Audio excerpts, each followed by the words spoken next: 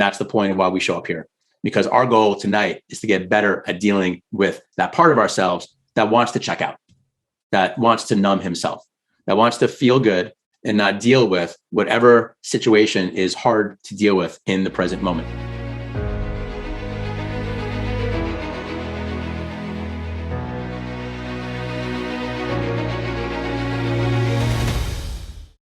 This notion of looking at ourselves and identifying a particular habit or behavior that we do that we know kind of holds us back, or we go to because of distraction, or we want to numb ourselves, we just want to feel good, right?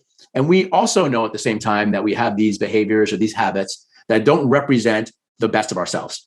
Anybody, show of hands, anyone resonate with what I'm saying? Can anyone think of 1, 2, 5, 10 habits that you might have that you know you go to at times to check out? Everyone raise their hand. Okay.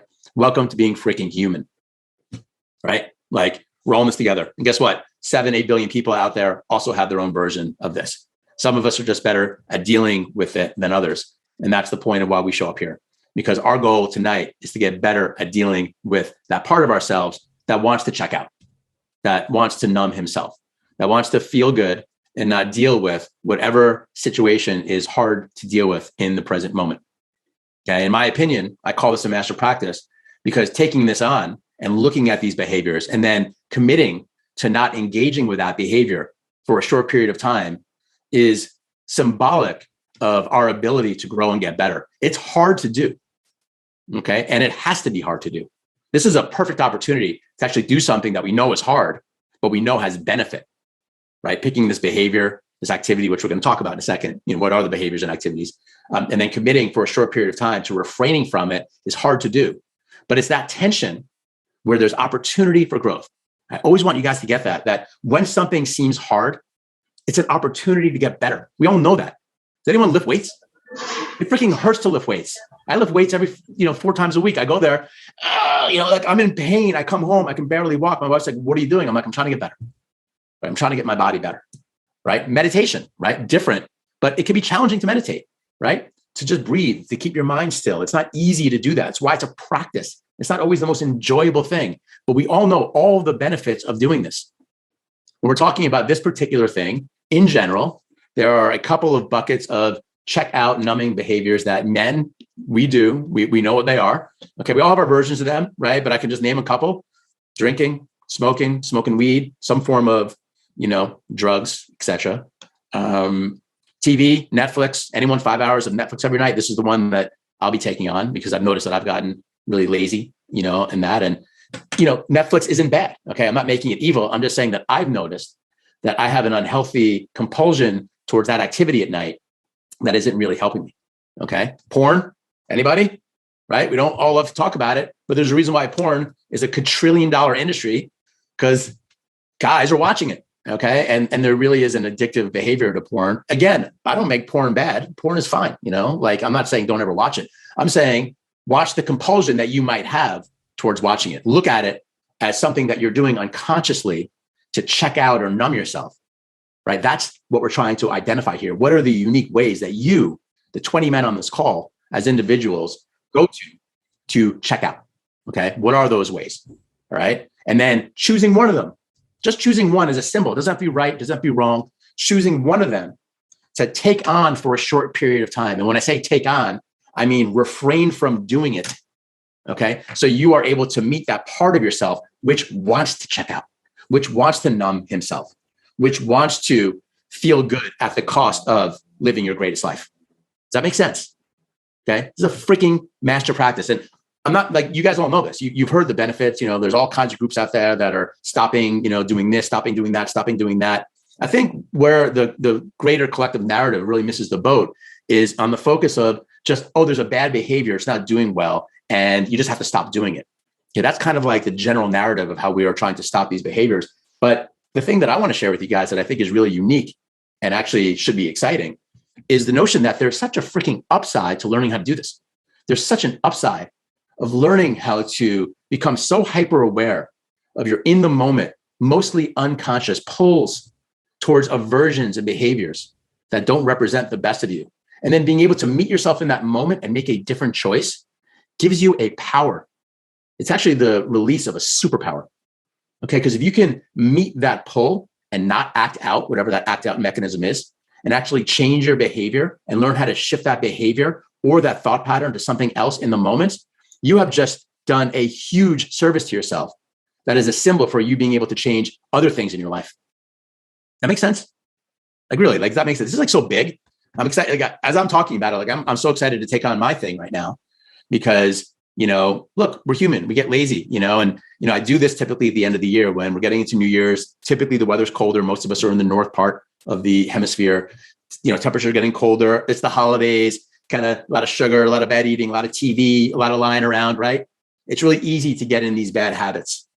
Okay. We kind of fall into these like negative habits and it's really easy. That's why this call was to actually name it for what it is, which is the inherent laziness or our lower selves really being given an opportunity to say, yeah, I'm going to dominate for the next month. I got December and January to do what I want. I'll figure it out in January, right? We know that voice in our head. And so it's a great time of year to take something on. It's a great time of year to do something uncommon or something that accelerates discomfort in your life. For many years, when I was living in New York, I lived in New York for a long time. I would do a 10-day fast over Christmas and New Year's. I did it like 4 years in a row.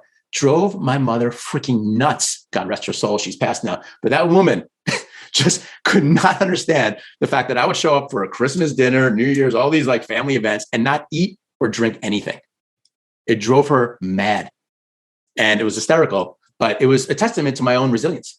Like my own resilience of like, no, I'm gonna do something really hard. I would go to New Year's parties. Everyone's getting drunk, having fun, doing all this, that. And I was like sober, just drinking water.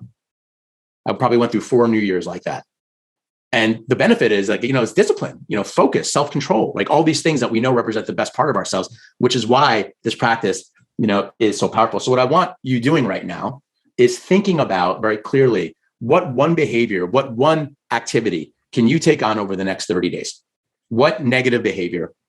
And when I say negative, again, this doesn't make that activity a bad thing inherently. It's just that what activity do you know that you go to compulsively where you check out and numb yourself? And how can you learn to meet yourself in that moment? Now, the other upside of this is that when you learn to do this, you can change that energy, that pull towards that unconscious behavior, and you can start to train your mind to release more positive habits. Okay? This is energy. All it is energy. It comes through your system, goes into your mind. Your mind makes up some narrative. Next thing you know, you're watching porn for an hour. Next thing you know, you're watching TV for 4 hours. Next thing you know, you're doing XYZ for 4 hours. We all know this. All right. This is an opportunity to gain control and power over yourself. But more than that, to be able to take that energy that wants to go check out unconsciously and then harness it for something else, and then rinse and repeat. So that way, every time that energy, that old narrative comes up and wants to go do this thing, you can then automatically shift it into something else. This is where you start to create new habits, right? The neural pathways that have formed that pattern from thought to behavior. Some trigger happens in the world. You see something that you think is attractive. Okay, you get a little bit turned on. Oh, I'm going to go watch porn. You go to the computer. Next thing you know, you're there for an hour. We all know this pattern. I'm not just picking on porn. It's just an easy one where we see it. Okay, but we all know that these triggers lead to behaviors. And when we do this practice, we're meeting it and then we're not acting out. And that takes some strength, takes some courage, takes some discipline. But then we do the beautiful work of shifting it into something else. And that's what most of the collective or cultural narrative around this practice is missing. Fuck yeah. Like when you actually can take that energy and just shift it into something else, what you found is a fuel that you've always had, but it's been directed towards these behaviors, which are negative. And simply what we're doing here is moving the needle. We're not stopping the energy. You can't stop the energy. The Dalai Lama once says, like, try to stop your hair from growing. You can't. There's an energy about life that has its own force, no matter what our cognitive or intellectual part of ourselves thinks. Okay? We are who we are. I am Todd. I'm never going to be Vincent. I'm never going to be Everald. We're different, right? Vincent's like, yeah, like, that's cool. But, it's true, though. Like, there's just an energy that makes us who we are. And the game that we're playing is just to find and locate the best versions of ourselves. That's why this practice is an opportunity for you to look within and say, okay, what are these ways that I check out? And can I take this experiment of the next 30 days? And can I learn to stop that at a very hard time of year to do it? And then start to learn to reprogram myself and move that energy over into more nourishing, healthier habits and behaviors.